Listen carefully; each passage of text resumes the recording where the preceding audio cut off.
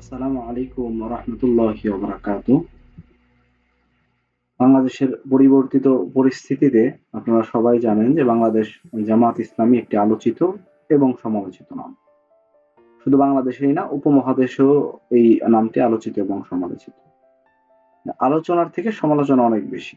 এই সমালোচনার কারণটা কি? সমালোচনার কারণটা হচ্ছে বাংলাদেশ জামাত ইসলামী সহ উপমহাদেশের সমগ্র জামাত ইসলামীর প্রতিষ্ঠাতা মাওলানা মরহুম মওদুদী রহমাহুল্লাহ এর কিছু বক্তব্য এবং কথাকে কেন্দ্র করেই মূলত আলোচনা এবং সমালোচনা হয়। তো আজকে আমরা দেখব যে আমাদের মাওলানা মওদুদী রহমাতুল্লাহ আলাইহির বিরুদ্ধবাদীরা বা সমালোচনাকারীরা যে মৌদুদী মতবাদ নামে একটা মতবাদ প্রচার করার চেষ্টা করে, সেই মতবাদটা আসলে কি এবং কেন। অর্থাৎ আমরা দেখব যে মৌদুদী মতবাদ কি এবং কেন।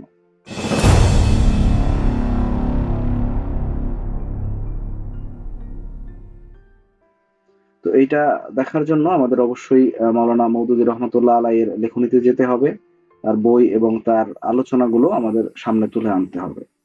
তার আগে আমি একটু বলে নিতে চাই যে আজকে যারা আমার ভিডিওটা দেখছেন দয়া করে আমার চ্যানেলটাকে লাইক, কমেন্ট এবং সাবস্ক্রাইব করে দিন। ধন্যবাদ। তো মাওলানা মওদুদী রহমতুল্লাহ আলাইহি উপমহাদেশের এক বিপ্লবী নেতা, যিনি ইসলামকে সঠিক এবং সুন্দর পদ্ধতিতে মানুষের সামনে উপস্থাপন করেছেন। কিন্তু তার সমালোচনাকারীরা তাকে বরাবরই বিভিন্ন বিদ্বেষমূলক শব্দ দিয়ে আক্রমণ করে। তার মধ্যে একটা হচ্ছে তিনি হচ্ছেন মওদুদিবাদের প্রতিষ্ঠাতা। এখন মওদুদিবাদ কি ও কেন? এই জিনিসটা যদি আমরা একটু আলোচনা করতে চাই তাহলে আমাদের দেখতে হবে যে মওদুদী রহমাহুল্লাহ যে বাংলাদেশ জামাত ইসলামী সহ উপমহাদেশের যে সংগঠন পাকিস্তান ভারতের জামাত ইসলাম, সেটার প্রতিষ্ঠাতা উনি এবং প্রতিষ্ঠাকালীন সময়ে উনার যে লক্ষ্য এবং উদ্দেশ্য ছিল সেটা কি?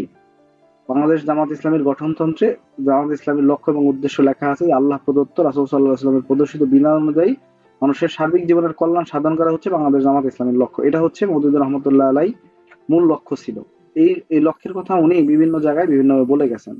আরো স্পেসিফিক ভাবে যদি আমি বলতে চাই যে মওদুদী রহমতুল্লাহ আলাই কি উদ্দেশ্যে বাংলাদেশ জামাত ইসলাম সহ বিশ্বের বিভিন্ন দেশের জামাত ইসলামকে প্রতিষ্ঠা করেছিলেন, সেই জিনিসটা যদি আমি বলতে চাই তাহলে উনি ওনার একটা বক্তৃতায় বলছেন যে আমি আহ, ইসলাম মানতে গিয়ে দেখিনি কোন পীর কি বলেছে, কোন বুজুর্গ কি বলেছে, আমি দেখেছি আল্লাহ এবং তার রাসূল সাল্লাল্লাহু আলাইহি ওয়াসাল্লাম কি বলেছেন এবং কি করেছেন। যদি এটাকে আমি ওনার ভাষায় বলতে চাই তাহলে বলতে হবে মৌলানা মওদুদী রহমতুল্লাহ আলাই বলছেন যে আমি অতীত ও বর্তমানের কারো কাছ থেকে দিনকে বুঝবার চেষ্টা না করে সর্বদা কোরআন ও সুন্নাহ থেকে বুঝবার চেষ্টা করেছি। অতএব খোদার দিন আমার ও প্রত্যেক মুমিনের কাছ থেকে কি দাবি করে এ কথা জানার জন্য আমি দেখার চেষ্টা করি না যে অমুক বুজুর্গ কি বলেন ও কি করেন, বরঞ্চ শুধু দেখার চেষ্টা করি যে কোরআন কি বলে এবং তার রাসূল সাল্লাল্লাহু আলাইহি ওয়াসাল্লাম কি করেছেন। দেখুন আপনারা, এটা হচ্ছে মওদুদী রহমতুল্লাহ আলাইহির মূল বক্তব্য। তো এখন এই বক্তব্যের সাথে আপনার আমার কি কোনো দ্বিমত আছে বা থাকতে পারে? যে আমরা বিভিন্ন জন কি বলে বা বিভিন্ন ব্যক্তি আলেম বুজুর্গ কি বলেন, পীর সাহেব কি বলেন, এগুলো না দেখে যদি আমরা কোরআন এবং সুন্নাহ কি বলে সেটা দেখার চেষ্টা করি তাহলে এটা কি অপরাধ হবে? এটাই তো ইসলামের মূল স্পিরিট হওয়া উচিত।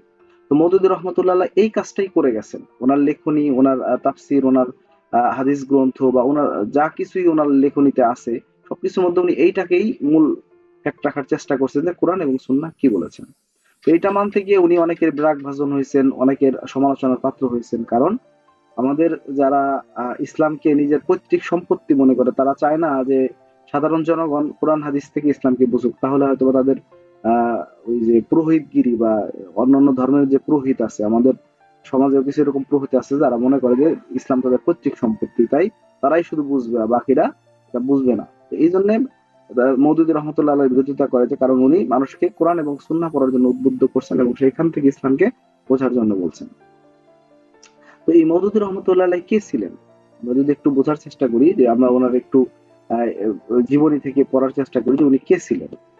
তো উনার জীবনী যদি আপনি পড়েন দেখবেন অধিকাংশ সময় উনি কিন্তু এই কমি মাদ্রাসা বা এই ঘরানার যে আলেমগুলো আছেন, বিশেষ করে দেওবন্দি পন্থী যে আলেমগুলো আছেন ওনাদের সাথে ওনার উঠা বসা ছিল, ওনার সাংবাদিকতা ছিল এবং ওনার জন্ম কিন্তু ভারতে। ওনার জন্ম ভারতের হায়দ্রাবাদে। পরবর্তীতে উনি আল্লামা ইকবাল রহিমাহুল্লাহ এর আমন্ত্রণে পাকিস্তানের পাঠানকোটে যান দারুল ইসলামে। তো এই যে ওনার জীবনী থেকে আমরা যে একটু পড়ার চেষ্টা করি, যে উনি দেখেন 1922 সালে দিল্লিতে জমিয়ত উলামায়ে হিন্দের সভাপতি মাওলানা আহমদ সাইদ ও মুফতি কেফায়েতুল্লাহর অনুমোদনে জমিয়ত উলামায়ে হিন্দের মুখপত্র মুসলিম পত্রিকার সম্পাদনার দায়িত্ব গ্রহণ করেন আবুল আলা মওদুদী। 1923 সালে মুসলিম পত্রিকা বন্ধ হয়ে যায়। 1924 সালে পুনরায় আল জমিয়ত নামে জমিয়তে উলামা হিন্দের মুখপত্রের প্রকাশনা শুরু হয়। সাইয়্যেদ মওদুদীকে আবার আল জমিয়তের সম্পাদক পদে নিয়োগ দেয়া হয়। 1928 সাল পর্যন্ত টানা দায়িত্ব পালনের পর জমিয়ত কর্তৃপক্ষের সাথে জাতীয়তার প্রশ্নে মতবিরোধ হলে তিনি পদত্যাগ করেন। এই যে উনি কিন্তু এই যে দেওবন্দিপন্থী আলেমদের সাথেই ছিলেন, ওনাদের পত্রিকার সম্পাদক ছিলেন। ওনার সাথে তাদের মতবিরোধ হলো কেন, যে গান্ধী ওই সময় যে সমগ্র পাকিস্তান, বাংলাদেশ, ভারত যে এখন আছে এই সবগুলা নিয়ে একটা দেশ করার কথা উনি বলছিলেন, এটাকে জাতীয়তাবাদ হিসেবে অভিহিত করছিলেন। তো মৌলানা মওদুদী রহমতুল্লাহ জাতীয়তাবাদ ইসলাম নিয়ে একটা বই লিখছেন, যে জাতীয়বাদ আর ইসলাম দুইটা আলাদা জিনিস, এক জিনিস না। এইটা নিয়ে মূলত ওনাদের সাথে বিরোধ তৈরি হয়, সেখান থেকেই মওদুদী রহমতুল্লাহ ওনার সমালোচনা করেন। তো উনার যে লেখনী সেগুলো যদি আপনি একবার পড়েন, তো ওনাকে জানার জন্য প্রথমত আপনি ওনার লেখনী পড়তে হবে, যে উনি কি বলছেন, কি করছেন। যদি না পড়েন তাহলে আসলে আপনি বুঝতে পারবেন না যে মওদুদী রহমতুল্লাহ আলাই কি করছেন বা কি বলছেন, বা ওনার সমালোচনা যারা করেন তারা আসলে কি বলতে চান। তো ওনার সব থেকে বেশি সমালোচনা হয় যে সাহাবা বিদ্বেষ নিয়ে, উনি নাকি সাহাবী বিদ্বেষী ছিলেন। অথচ মওদুদী রহমতুল্লাহ আলাই একটা বই লিখছেন সাহাবা ইকরামের মর্যাদা, সাহাবাদের মর্যাদা নিয়ে ওনার একটা বই লেখা আছে।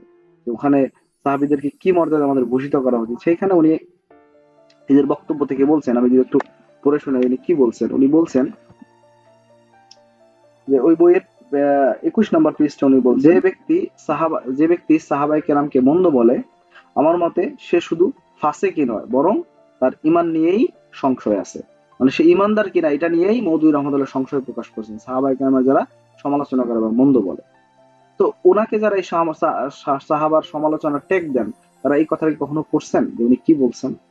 এরপরে উনি আরেকটা, এই কথার পর একটা হাদিস আনছে, রাসূল সাল্লাল্লাহু আলাইহি ওয়াসাল্লাম বলছেন যে আমার সাহাবীদের প্রতি বিদ্বেষ পোষণ করে সে মূলত আমার প্রতি বিদ্বেষ পোষণ করে, কারণ আমার প্রতি বিদ্বেষ পোষণ করার কারণে আমার সাহাবীদেরকে তারা অপছন্দ করে। রাসূল সাল্লাল্লাহু আলাইহি হাদিস। তো এই বিষয়গুলো যদি আমরা আলোচনা করি বা আমরা দেখি, তাহলে কিন্তু মওদুদী রহমতুল্লাহ আলাইহি যে আসলে সাহাবীদের প্রতি কতটা মর্যাদা, সাহাবীদের প্রতি সম্মান প্রদর্শন করতেন সেটা আমরা বুঝতে পারবো। কিন্তু এই কথাগুলো আমাদের জানতে দেওয়া হয় না, কারণ সমালোচনাকারীরা কাটছাট কিছু বক্তব্য, কাটছাট কিছু লেখা এগুলো মানুষের সামনে তুলে ধরে তাকে সমালোচিত করেন। এরপরে যদি আমরা একটা দেখতে চাই, উনার জীবনের একটা গুরুত্বপূর্ণ ঘটনা আছে, আল জিহাদ ফিল ইসলাম, ওনার একটা বই আছে। এই বইটা লেখার পিছনের একটা ইতিহাস আছে। আমরা যদি সেই ইতিহাসটা একটু পড়ি, তাহলে ওনার সম্পর্কে আমরা আরো একটু ভালোভাবে ধারণা পাবো যে ওনার লেখনীটা আসলে কি পরিমাণ মানে বিপ্লবী ছিল। দেখুন, 1926 সালে উগ্র হিন্দুত্ববাদী নেতা স্বামী শ্রদ্ধানন্দ শুদ্ধি আন্দোলন শুরু করে। প্রচারণা চালিয়ে লোভ ভয় দেখিয়ে এবং চাপ সৃষ্টি করে কিছু নিঃস্ব অসহায় মুসলিমকে হিন্দু ধর্মে দীক্ষিত করা হয়। এই ঘটনা মুসলিমদের মাঝে চরম উত্তেজনার সৃষ্টি করে। এই পরিস্থিতিতে দিল্লি শাহে জামে মসজিদে মৌলানা মুহাম্মদ আলী জওহর এ সমস্ত ভিত্তিহীন এবং উস্কানিমূলক প্রচারণায় অতীব দুঃখ প্রকাশ করে বলেন, আহা, আজ যদি ভারতে এমন কোন মর্দে মুজাহিদ আল্লাহর বান্দা থাকতো যে তাদের এসব হীন প্রচারণার দাঁত ভাঙা জবাব দিতে পারতো, তাহলে কতই না ভালো হতো। এটা হচ্ছে এই ভারতের যে দিল্লি শাহী জামে মসজিদ আছে, ওনার ইমাম যে ছিলেন ওই সময়, তিনি এটা বলছিলেন। এই মাওলানা মওদুদী আলী জওহরের কথায় প্রচন্ড প্রভাবিত হন। 1927 সালে উগ্র হিন্দুত্ববাদী অপপ্রচারের জবাবে এবং জিহাদের যৌক্তিকতা প্রমাণে মওদুদী আল জিহাদ ফিল ইসলাম শীর্ষক প্রবন্ধ সিরিজ জমিয়ত পত্রিকায় ধারাবাহিকভাবে প্রকাশ করেন। পরবর্তী সময়ে তা বিরাট গ্রন্থ আকারে প্রকাশিত হয়। হিন্দুত্ববাদীদের অপপ্রচারের সমুচিত ও যৌক্তিক জবাব সম্বলিত বইটি ব্যাপক জনপ্রিয়তা অর্জন করে। ডক্টর মোহাম্মদ ইকবাল গ্রন্থখানি সম্পর্কে মন্তব্য করেন, জেহাদ, যুদ্ধ ও সন্ধি সম্পর্কে ইসলামী আইন কানুন সম্বলিত এই গ্রন্থখানা অভিনব ও চমৎকার হয়েছে। প্রত্যেক জ্ঞানী সুধী ব্যক্তিকে গ্রন্থখানি পাঠ করতে অনুরোধ করি।